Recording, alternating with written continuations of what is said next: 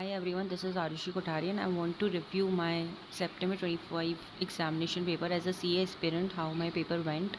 तो मैं फालतू की बकवास नहीं करके सीधा पॉइंट पे आती हूँ। तो सबसे पहली चीज़ ये कि जो मेरा FR का पेपर था वो मुझे काफ़ी इजी लगा था। मतलब जो MCQ वाला पार्ट था वो काफ़ी इजी था, बट जो डिस्क्रिप्टिव वाला पार्ट था वो थोड़ा एवरेज था। आई कैन से दैट कि वो बहुत ज़्यादा हार्ड था। मुझे मतलब मैनेजेबल था पेपर मेरे लिए। और मुझे पूरे पेपर में approximately 5 to I think all I remember is, हाँ, 5 मार्क्स का क्वेश्चन मैं छोड़कर आई थी क्योंकि वो मुझे आया ही नहीं। मैंने उसको टाइम दिया था बट स्टिल मेरे को नहीं आया वो। और आई नो, मतलब मेरे पास इतना टाइम ही नहीं था कि मैं उसको ज़्यादा टाइम दूँ, बिकॉज अगर मैं उस क्वेश्चन को ज़्यादा टाइम देती तो मेरा बाकी का पेपर पूरा छूट जाता।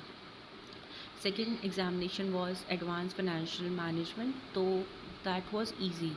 I think MCQs were quite easy, and also the descriptive part for me. And मुझे ज़्यादा प्रॉब्लम नहीं आई थी उसमें, और मैंने उसमें 100% ऑफ द पेपर अटेम्प्ट किया था. Third paper was of audit, and I am a person who is personally not so good at memorizing things without understanding basically.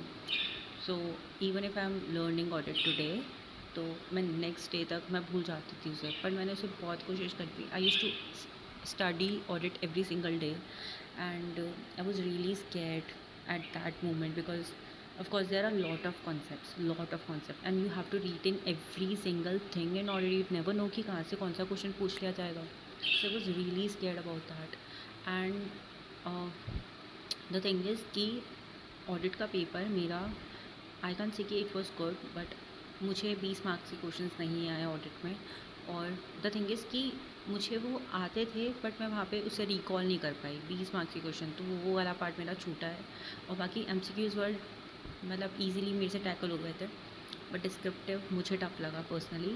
तो I can say that the paper was above average for me, and I mean, maybe a lot of people could find that average or easy, but I think for me it was above average क्योंकि मेरे से 20 marks का question भाई सिर्फ audit में छूटा है. FR में छूटते हैं बच्चों के पेपर, IBS में पेपर छूटते हैं, मेरा ऑडिट में. द थिंग इज़ कि छूटना इज़ लाइक जब पेपर हार्ड लगता है तो अपने आप वो लेंदी बन जाता है. Okay, so the thing is कि मुझे आया ही नहीं. I tried my best recall करूँ बट मुझे नहीं हुआ वहाँ पे. एंड नाउ लेट्स सी, मतलब 80 मार्क्स में से तो मैंने 80 मार्क्स तो मैंने अटेम्प्ट किया है. It's not in my hand audit का. I am very scared. I hope मेरा ऑडिट में मैं पास हो जाऊँ और मेरा फर्स्ट ग्रुप तो निकल ही जाए ऐसे. ओके, नाउ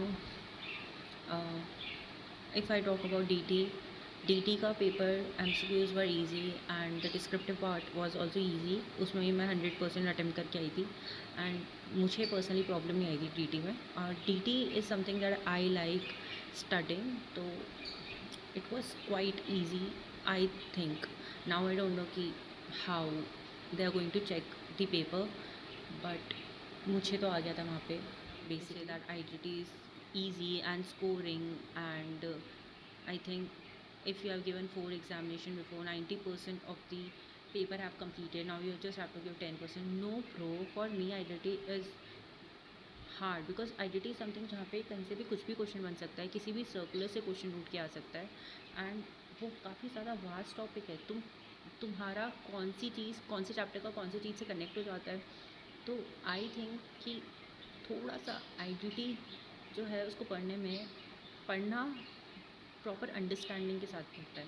ठीक है, तो if I talk about paper, IGT का पेपर में जो MCQ पार्ट था दैट वाज ट्रिकी, एंड जो डिस्क्रिप्टिव पार्ट था that was average.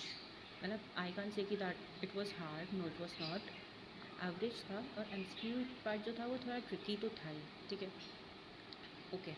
So the last examination, if I want to review my paper number 6, so I would call it as tough, of course, because it is very challenging to complete one case study in 1 hour, because it takes time to find answers. You have 1 hour, you have to read the whole case study, which is like 4 5 pages case study, plus you have to read all the MCQs part, and then you have to go through 3 descriptive questions. So you have 15 minutes to read the case studies, 15 minutes to do the MCQs, and rest 30 minutes to complete the other 3 questions. So it is challenging because now you have to find the answers, and then after finding the answers you have to write it. So it is very challenging to complete that part in 10 minutes. Okay, that is what my personal review is. And I still remember I was left with last 30 minutes and I had whole one case study left, plus one एक case study के MCQs बाकी थे. And I had no time. I was just writing and there was like, I think ऐसा नहीं कि मुझे वो question आया नहीं था, मुझे क्वेश्चन आ गया था, but still I had no time. मुझे उसको ढूंढना पड़ता, मैं ढूंढ नहीं पाई थी उस क्वेश्चन को. तो आई थिंक मेरा 10 मार्क्स का क्वेश्चन झूठा था. तो I remember I was able to attempt 90 marks questions in IBS. And IBS paper was challenging because I think paper जब टफ होता है तो वो अपने आप ही लेंदी हो जाता है, right, like I said before. ठीक है, so that was my overall review.